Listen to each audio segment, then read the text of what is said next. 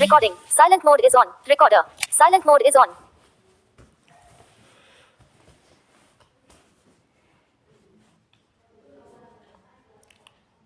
आपके अपने YouTube channel Hindi ज्ञान रत्नाकर बाई राजकुमार जीकेपी में आपका स्वागत है।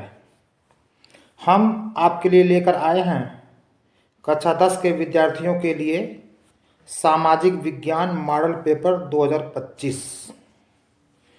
विषय सामाजिक विज्ञान कक्षा 10 पूर्णांक 70। समय 3 घंटे 15 मिनट। निर्देश। सभी प्रश्न अनिवार्य हैं। ये नंबर 1 है। नंबर 2, प्रारंभ के 15 मिनट विद्यार्थियों को प्रश्न पत्र पढ़ने के लिए निर्धारित है। नंबर 3, यह प्रश्न पत्र 2 खंडों खंड अ और खंड ब में विभाजित है। खंड अ में 20 प्रश्न बहुविकल्पी के हैं जो 20 अंक के हैं। जिन प्रश्नों का उत्तर सही है OMR शीट पर सही गोले में भरना है। नंबर 4, खंड ब 50 अंकों का है। इसमें वर्णात्मक 1 और 2 तथा मानचित्र संबंधी प्रश्न हैं। दृष्टिबाधित छात्रों को मानचित्र संबंधी प्रश्नों के स्थान पर प्रश्नों के उत्तर अपनी उत्तर पुस्तिका में लिखना अनिवार्य है। खंड अ बहुविकल्पीय प्रश्न।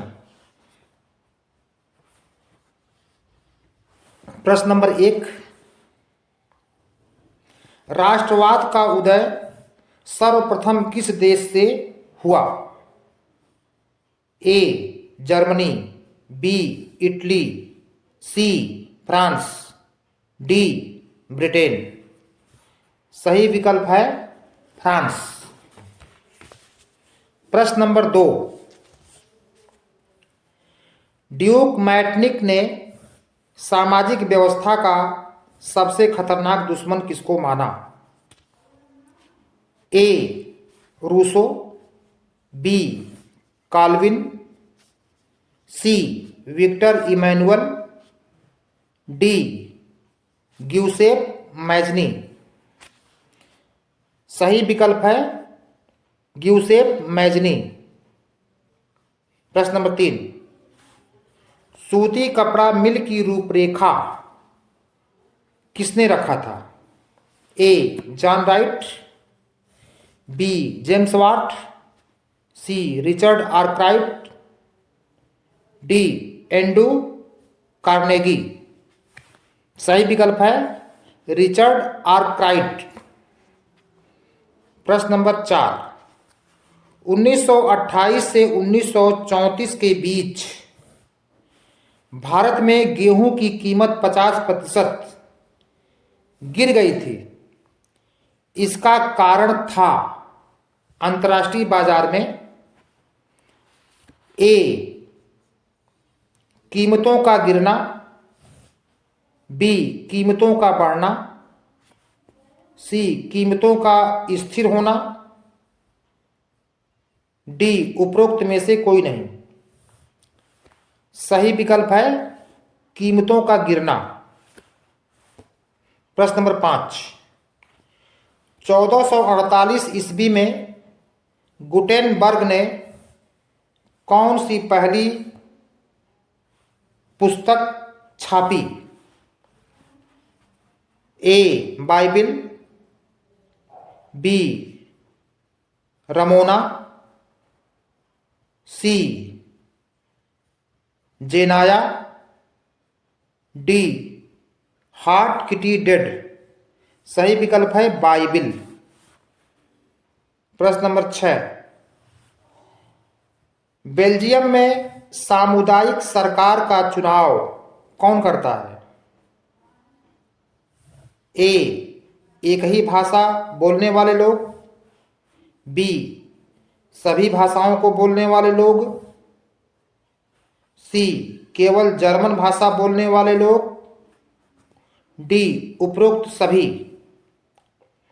सही विकल्प है सभी भाषाओं को बोलने वाले लोग। अगला प्रश्न, प्रश्न नंबर 7, निम्नलिखित में से कौन सा लक्षण संघीय सरकार से संबंधित नहीं है? ए, कठोर एवं लिखित संविधान, बी, शक्तियों का केंद्रीकरण, सी, संघ एवं राज्यों के मध्य शक्तियों का विकेंद्रीकरण, डी, सर्वोच्च न्यायालय। सही विकल्प है शक्तियों का केंद्रीयकरण। प्रश्न नंबर 8, निम्नलिखित में से कौन लैंगिक असमानता को बढ़ावा देने का कारण नहीं है? ए, श्रम का लैंगिक विभाजन, बी, जैविक बनावट, सी, समाज का पितृप्रधान होना, डी, महिलाओं में साक्षरता दर की कमी। महिलाओं में साक्षरता दर की कमी। सही विकल्प है महिलाओं में साक्षरता दर की कमी। प्रश्न नंबर 9, सांप्रदायिकता की समस्या प्रारंभ होती है जब? विकल्प ए, एक धर्म को ही राष्ट्र का आधार मान लिया जाए। विकल्प ए है एक धर्म को ही राष्ट्र का आधार मान लिया जाए, बी, धर्म को राष्ट्र से अलग कर दिया जाए, सी, सभी धर्मों को समान रूप से माना जाए, सी, कुछ ही धर्मों को प्रधानता दी जाए। ये डी है। सही विकल्प है कुछ ही धर्मों को प्रधानता दी जाए। प्रश्न नंबर 10, निम्नलिखित में से कौन सा संघ सूची का विषय नहीं है? ए, प्रतिरक्षा, बी, शिक्षा, सी, मुद्रा, डी, विदेशी मामले। सही विकल्प है शिक्षा। शिक्षा राज्य का विषय है, राज्य सूची के अंतर्गत आता है। प्रश्न नंबर 11, निम्नलिखित में से पंजाब में भूमि संकुचन का मुख्य कारण क्या है? ए, गहन खेती, बी, वन उन्मूलन, सी, अधिक सिंचाई, डी, अधिक पशु चारण। सही विकल्प है अधिक सिंचाई। प्रश्न नंबर 12, निम्नलिखित को सुमेलित करते हुए सही विकल्प का चयन कीजिए। क, भाखड़ा नांगल, इसके साथ जोड़ा है 1, नर्मदा। ख, हीराकुंड, इसके साथ जोड़ा है 2, भागीरथी। ग, सरदार सरोवर, इसके साथ जोड़ा है 3, सतलज। घ, टिहरी, इसके साथ जोड़ा है 4, महानदी। सही विकल्प है, पहले विकल्प देख लेते हैं। ए, क 3, ख 2, ग 4, घ 1। बी, क 1, ख 3, ग 2, घ 4। सी, क 3 ख 4 ग 1 घ 2 डी क 4 ख 1 ग 3 घ 2। सही विकल्प है सी, क 3 ख 4 ग 1 घ 2। इसकी हम व्याख्या कर देते हैं। क भाखड़ा नांगल, यह सतलज नदी पर बना है।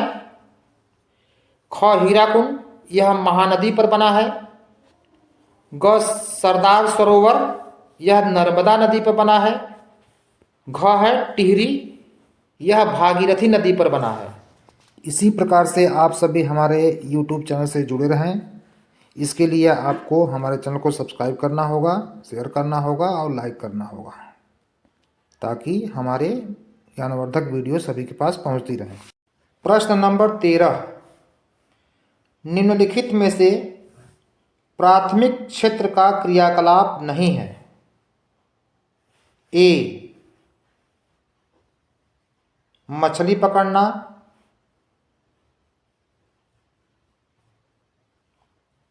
बी कृषि, सी गुड़ बनाना, डी डेयरी। प्रश्न नंबर 14, सार्वजनिक एवं निजी क्षेत्र को किस आधार पर वर्गीकृत किया जाता है। पहला रोजगार, दूसरा है उद्यम का स्वामित्व, तीसरा विकल्प है आर्थिक क्रिया और चौथा विकल्प है श्रमिकों की संख्या। सही विकल्प है उद्यम का स्वामित्व। प्रश्न 15, भूक्षरण से क्या तात्पर्य है। भूक्षरण से क्या तात्पर्य है। पहला विकल्प है भूमि का उपजाऊ होना, दूसरा विकल्प है भूमि का अनुपजाऊ होना, तीसरा विकल्प है भूमि का दलदली होना, चौथा विकल्प है भूमि का योजनाबद्ध उपयोग। सही उत्तर है भूमि का अनुपजाऊ होना। 16, प्रश्न नंबर 16, इनमें से संरक्षण का तरीका समुदाय की सीधी भागीदारी नहीं करता। विकल्प है संयुक्त वन प्रबंधन, पहला विकल्प है संयुक्त वन प्रबंधन, दूसरा है चिपको आंदोलन, तीसरा है बीज बचाओ आंदोलन और चौथा है वन्य जीव पशु विहार का परिसीमन। सही विकल्प है वन्य जीव पशु विहार का परिसीमन। प्रश्न नंबर 17, निम्नलिखित में से कौन सा व्यापार अवरोधकों का लक्षण नहीं है। पहला विकल्प है सरकार विदेशी व्यापार को नियमित करने के लिए व्यापार अवरोधकों का प्रयोग कर सकती है। दूसरा विकल्प है सरकार यह निर्णय ले सकती है कि देश में किस प्रकार की वस्तुएं कितनी मात्रा में आयातित होनी चाहिए। तीसरा विकल्प है विश्व व्यापार संगठन व्यापार अवरोधकों को बढ़ावा देता है। चौथा विकल्प है अधिकतर देश व्यापार अवरोधकों का प्रयोग अपने घरेलू उद्योग की सुरक्षा के लिए करते हैं। सही विकल्प है विश्व व्यापार संगठन व्यापार अवरोधकों को बढ़ावा देता है। यह विकल्प सही है।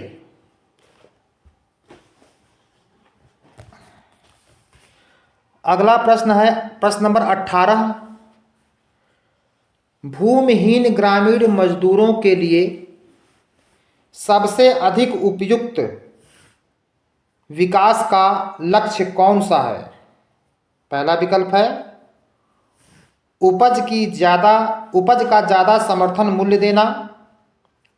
दूसरा विकल्प है उनके बच्चों को विदेश में बसाया जाना। तीसरा विकल्प है अधिक मजदूरी देना। चौथा विकल्प है उपरोक्त में से कोई नहीं। सही विकल्प है अधिक मजदूरी देना। प्रश्न नंबर 19, निम्नलिखित में से कौन परंपरागत ऊर्जा का स्रोत नहीं है? पहला विकल्प कोयला, दूसरा पेट्रोलियम, तीसरा भूतापीय ऊर्जा और चौथा विकल्प है उपरोक्त में से कोई नहीं। सही विकल्प है भूतापीय ऊर्जा। प्रश्न नंबर 20, वैश्वीकरण का बहुराष्ट्रीय कंपनियों के निवेश पर क्या प्रभाव पड़ा? पहला विकल्प है बहुराष्ट्रीय कंपनियों के निवेश में वृद्धि हुई। दूसरा विकल्प है बहुराष्ट्रीय कंपनियों द्वारा भारत के विदेशी व्यापार के अधिकांश भाग पर नियंत्रण हुआ। तीसरा विकल्प है बहुराष्ट्रीय कंपनियों के आगमन से लोगों की आर्थिक स्थिति सुदृढ़ हुई। चौथा विकल्प है उपरोक्त सभी। तो सही विकल्प है उपरोक्त सभी। अब प्रश्न है खंड ब वर्णात्मक 1। खंड ब कुल 50 अंकों का है, पूर्णांक 50। उत्तर 50 शब्द में देने हैं वर्णात्मक 1 के प्रश्नों के। 50 नहीं 80 शब्दों में देने हैं।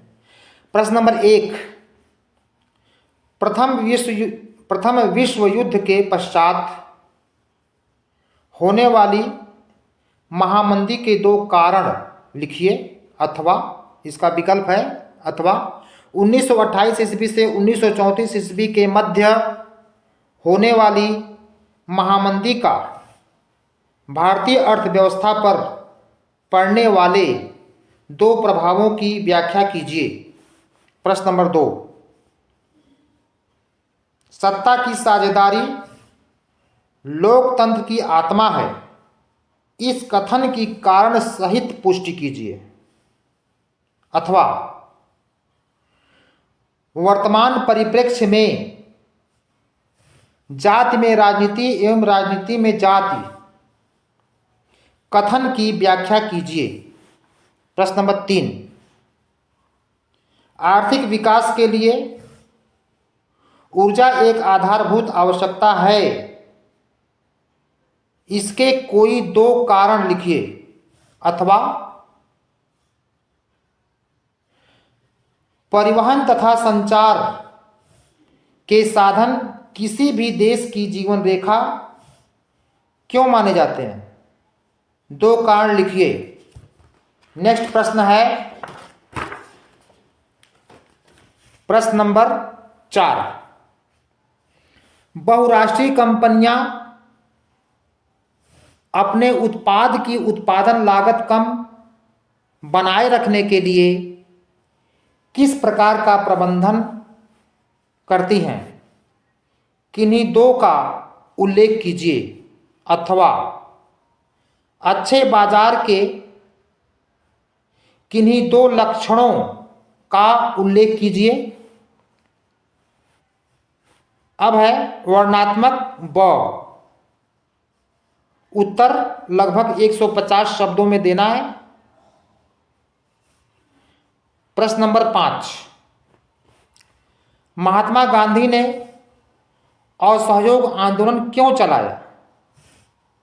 किन्हीं 2 कारणों को लिखिए। इसे उन्होंने स्थगित क्यों कर दिया? अथवा सत्याग्रह का क्या अर्थ है? महात्मा गांधी द्वारा चलाए जाने वाले किन्हीं दो सत्याग्रह आंदोलनों का उल्लेख कीजिए। प्रश्न नंबर 6, लोकतंत्र में राजनीतिक दलों की आवश्यकता क्यों पड़ती है? इनके किन्हीं 4 कार्यों का उल्लेख कीजिए। अथवा लोकतंत्र उत्तरदायी, पारदर्शी एवं वैध शासन की व्यवस्था देता है। इस कथन की व्याख्या कीजिए। प्रश्न नंबर 7, मृदा अपरदन का क्या अर्थ है? मृदा अपरदन का भूमि पर पड़ने वाले 2 प्रभावों का वर्णन कीजिए। अथवा भारत में पाए जाने वाले मोटे अनाजों का उल्लेख कीजिए। इनकी पैदावार बढ़ाने के लिए क्या उपाय किए जा सकते हैं? किन्हीं 2 का उल्लेख कीजिए। प्रश्न नंबर 8, असंगठित क्षेत्र के श्रमिक सामाजिक भेदभाव के शिकार हैं। इसके 3 कारण लिखिए। अथवा मानव विकास सूचकांक क्या है? इस पर प्रकाश डालिए। नेक्स्ट प्रश्न है प्रश्न नंबर 9। इसमें कुछ निर्देश हैं, मानचित्र संबंधी प्रश्न है ये। निम्न स्थानों को भारत के रेखा मानचित्र में चिन्ह द्वारा नाम सहित दर्शाइए। सही नाम व अंकन हेतु 1 अंक निर्धारित है। प्रश्न नंबर 1, वह नगर जहां जलियांवाला बाग हत्याकांड हुआ। नंबर 2, वह स्थान जहां गांधी जी ने नमक बनाया। नंबर 3, वह स्थान जहां नील की खेती करने वाले किसानों ने आंदोलन किया। नंबर 4, वह स्थान जहां सूती मिल श्रमिकों ने सत्याग्रह किया। नंबर 5, वह स्थान जहां दिसंबर 1920 ईस्वी में भारतीय राष्ट्रीय कांग्रेस का अधिवेशन हुआ। दृष्टिबाधित छात्रों के लिए प्रश्न केवल उत्तर पुस्तिका में लिखना है। प्रश्न इस प्रकार के हैं, इसी प्रश्न का विकल्प है ये। दृष्टिबाधित विद्यार्थियों के लिए, जलियांवाला बाग हत्याकांड किस शहर में हुआ? अपनी उत्तर पुस्तिका में इसका उत्तर अंकित कीजिए। नंबर 2, उस स्थान का नाम बताइए जहां गांधी जी ने सर्वप्रथम नमक बनाया। तो हम इसका उत्तर देते चलते हैं। वह नगर जहां जलियांवाला बाग हत्याकांड हुआ है अमृतसर। उस स्थान का नाम है जहां गांधी जी ने नमक बनाया था, वह है डांडी समुद्र तट। यह गुजरात जिले के नवसारी, गुजरात राज्य के नवसारी जिले में स्थित है। वह स्थान जहां नील की खेती की जाती थी, इसका उत्तर है चंपारण। प्रश्न नंबर 4, वह स्थान जहां सूती मिल श्रमिकों ने सत्याग्रह किया था। उत्तर है अहमदाबाद। प्रश्न नंबर 5, वह स्थान जहां दिसंबर 1920 ईस्वी में भारतीय राष्ट्रीय कांग्रेस का अधिवेशन हुआ। उत्तर है नागपुर। प्रश्न नंबर 10, दिए गए भारतीय मानचित्र में निम्न को दर्शाइए। इसमें पहला है पश्चिम बंगाल का एक उद्यान, चिन्ह द्वारा नाम सहित। प्रश्न नंबर 2 है नर्मदा नदी पर बना बांध, चिन्ह द्वारा नाम सहित। प्रश्न नंबर 3, महानदी, चिन्ह द्वारा नाम सहित। प्रश्न नंबर 4, झारखंड का एक कोयला क्षेत्र चिन्ह द्वारा नाम सहित। प्रश्न नंबर 5, भारत के पूर्वी तट पर स्थित एक पत्तन चिन्ह द्वारा नाम सहित। दृष्टिबाधित विद्यार्थियों के लिए इस प्रश्न का विकल्प प्रश्न इस प्रकार है, जिन्हें अपनी उत्तर पुस्तिका में लिखना है। दृष्टिबाधित छात्र मानचित्र का प्रयोग न करें। प्रश्न नंबर 1, पश्चिम बंगाल के एक उद्यान का नाम बताइए। उत्तर है सुंदरवन। प्रश्न नंबर 2, नर्मदा नदी पर बना बांध, उस बांध का नाम है सरदार सरोवर बांध। प्रश्न नंबर 3, उत्तर भारत में बहने वाली किसी एक नदी का नाम बताइए। उत्तर है गंगा नदी। प्रश्न नंबर 4 है, झारखंड का एक कोयला क्षेत्र बताइए जहां कोयला निकाला जाता है। उत्तर है झरिया। यह झारखंड के धनबाद जिले में स्थित है। प्रश्न नंबर 5, भारत के पूर्वी तट पर स्थित किसी एक पत्तन का नाम बताइए।